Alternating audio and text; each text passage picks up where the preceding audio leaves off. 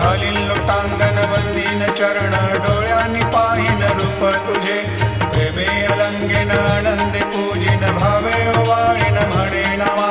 त्वमेव माता पिता त्वमेव त्वमेव बंधु सखा त्वमेव त्वमेव विद्या द्रविणं त्वमेव त्वमेव सर्वं मम देव देव कायेन वाचा मनसेन्द्रियैर्वा बुद्ध्यात्मना वा प्रकृति स्वभावात् करोमि यद्यत् सकलं परस्मै नारायणायति समर्पयामि अच्युतं केशवं रामनारायणं कृष्णदामोदरं वासुदेवं हरिं श्रीधरं माधवं गोपिकावल्लभं जानकीनायकं रामचन्द्रं भजे हरे